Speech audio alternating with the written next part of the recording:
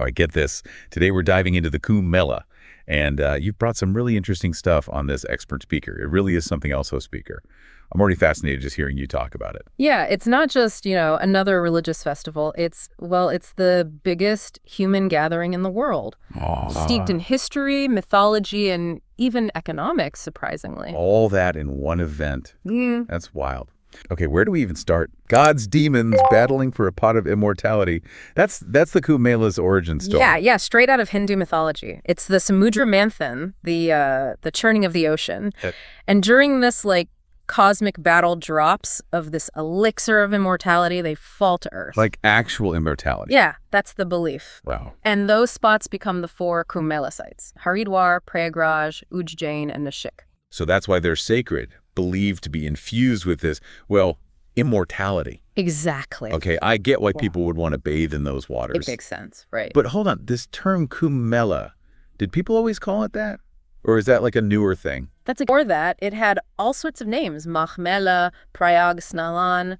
Makes you wonder how the British might have shaped how we see this old tradition. Yeah, that's a good point. Yeah. Okay, so people have been gathering at these places for centuries, and I have a feeling it wasn't just for a quick dip in the river.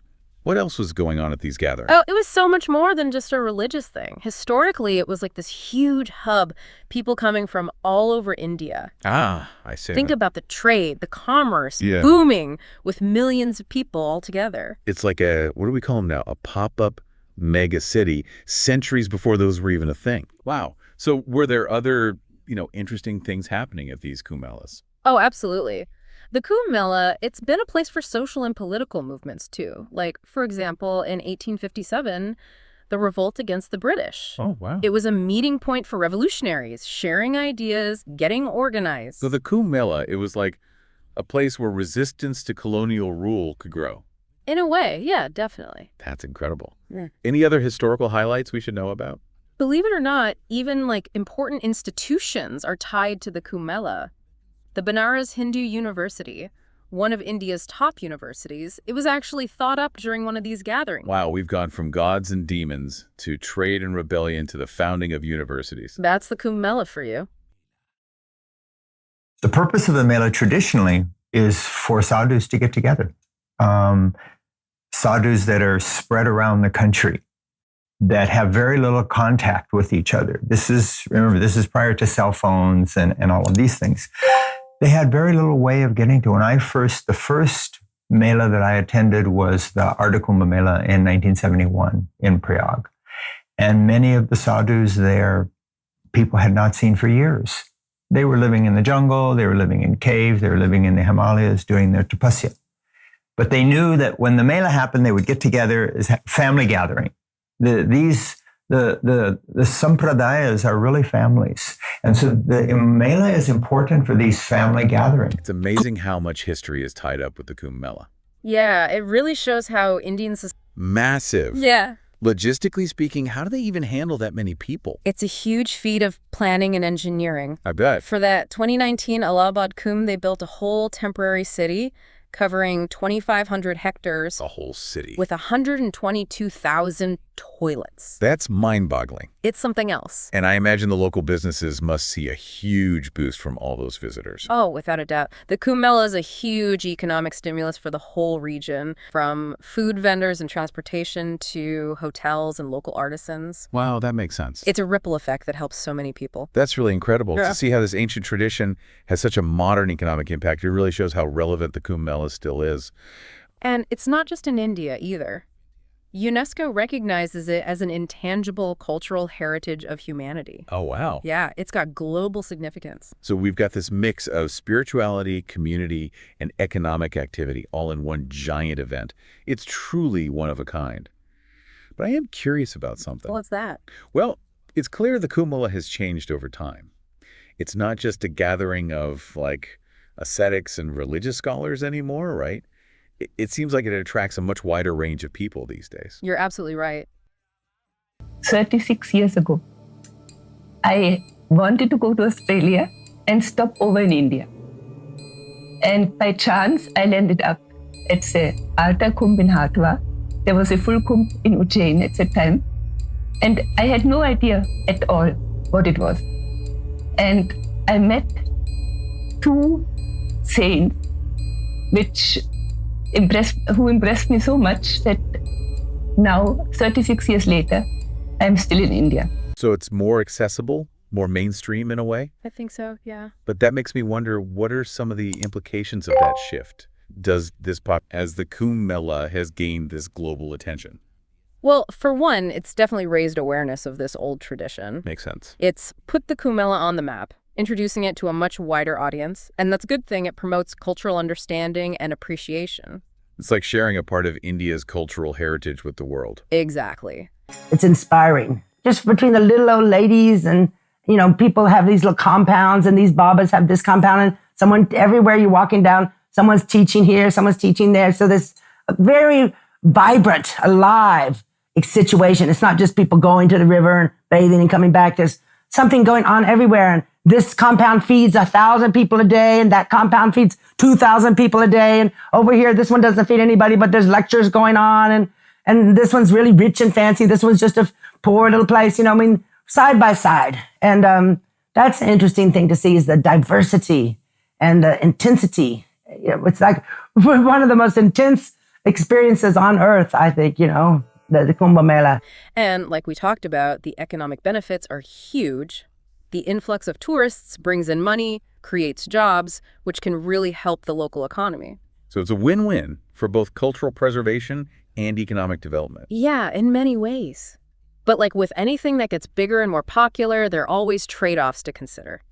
That's what makes this conversation so interesting. That's true. Yeah. Here's where it gets really interesting. What are some of the challenges that come with hosting an event this big? Well, logistics are a major hurdle. Imagine managing crowds of millions. You have to ensure everyone's safety and security, provide enough sanitation and healthcare, manage traffic flow, and so much more. It sounds like a logistical nightmare. To say the least. Yeah. And beyond the logistical challenges, are there any environmental concerns with a gathering of this scale? Absolutely. The sheer number of people attending inevitably puts a strain on the local environment. So are we saying that Kumbh Mela is becoming too big? It's complicated. On one hand, we want to preserve this tradition, let people experience its spiritual and cultural importance.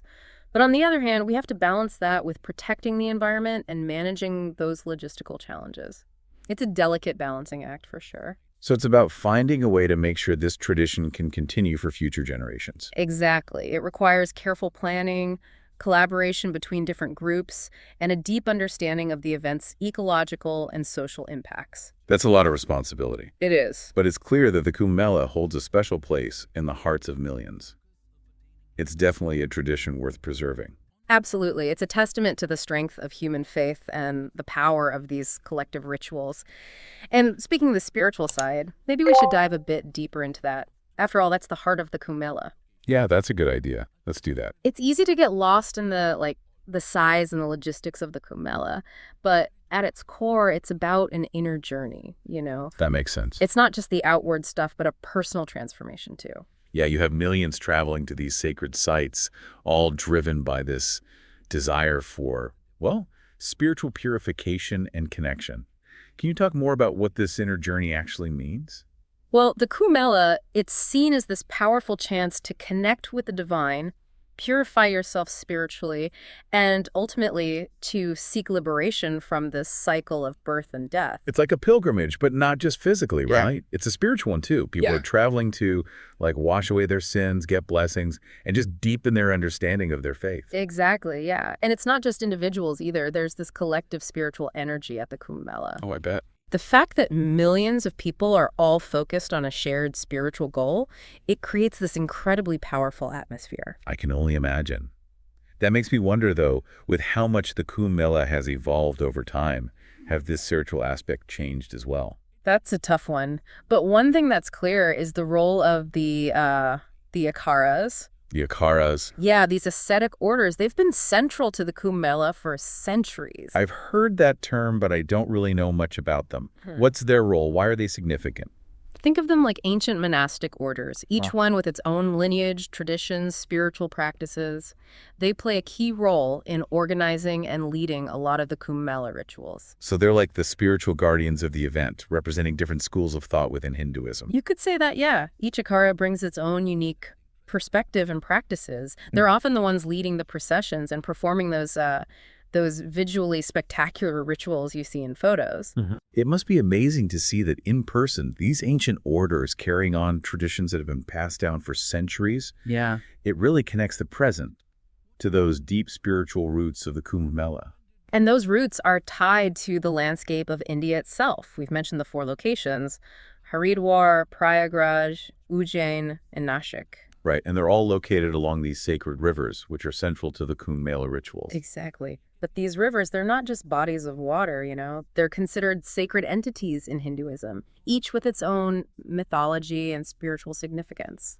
So the Kumbh Mela is deeply connected to the geography and the spiritual landscape of India. It's a celebration of these rivers and their role in Hindu cosmology. Precisely. And it reminds us that for a lot of Hindus, nature itself is full of spiritual meaning. The Kumbh Mela is a beautiful example of that, this blend of faith, ritual, and the natural world. It's fascinating, really. And it makes me think about what's next for it. With all the challenges and changes we've talked about, what does the future hold for this ancient tradition? That's the big question everyone's asking, from scholars to the people organizing the Kumbh Mela. Yeah. Finding that balance between preserving tradition and dealing with the complexities, it's vital to its survival. Sustainability seems key. How can such a massive event become more environmentally friendly? There's a lot of talk about waste management and reducing the overall impact on the environment. Right. This means promoting things like biodegradable materials, improving sanitation, and educating pilgrims about responsible waste disposal. Those are great practical steps. Are there other initiatives in the works? There's a push to use renewable energy, like solar power, to power the temporary infrastructure during the Kumbh Mela. Wow. A city of millions running on sustainable energy. It would be amazing. It would. But managing those crowds, that's still a huge challenge as the event gets more and more popular. It must be. Finding ways to accommodate those numbers while making sure everyone's safe and well cared for, that's paramount. Yeah. So things like improving transportation, crowd management strategies, even using technology could all play a role. Exactly. Imagine apps to help pilgrims get around the festival, find places to stay, access emergency services. That's a great idea. Right. It's interesting how technology can be integrated into such an old tradition. But with all these changes, how do you keep the spiritual core of the Kumbh Mela intact? That's a critical point. Amidst the logistics and spectacle, we can't lose sight of what the Kumbh Mela really is: faith, devotion, and spiritual renewal. Finding that balance, making it accessible and manageable without losing its spiritual essence, that's the real challenge. It is. But the Kumbh Mela, it's proof of human resilience and the power of collective ritual. I think it'll keep adapting and evolving, just like it has for centuries. It really is inspiring to think about how powerful the Kumbh Mela is, its ability to bring people together from all walks of life for this shared experience. It really is, yeah. And it's a testament to, our human need for meaning, for connection. We don't have such people in the West. It's only in India where you can meet such great people who have done sadhana, who have purified themselves to a great extent. We've covered a lot in this deep dive, from those mythical beginnings to the challenges it faces today. And we even thought about the future of this incredible event. Yeah, it's been a fascinating journey. It has. And one that gives us a lot to think about, for sure. Looking back at everything we've talked about, what stands out to you as the most important takeaway? For me, it's realizing that tradition and modernity, they don't have to be separate. Right. The Kumbh Mela, it's a perfect example of how an ancient ritual can stay relevant in the 21st century. I agree. While still embracing, innovation and change. I completely agree.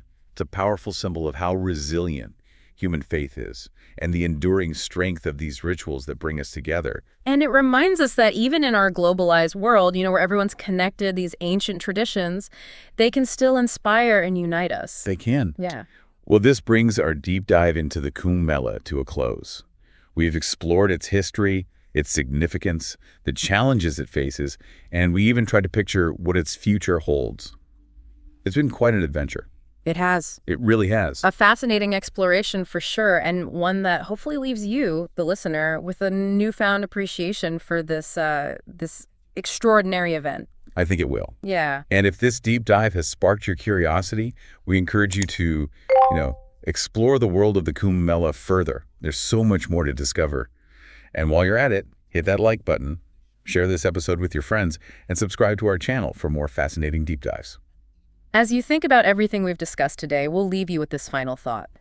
India has a rich and ancient culture, and it's deeply connected to science and innovation.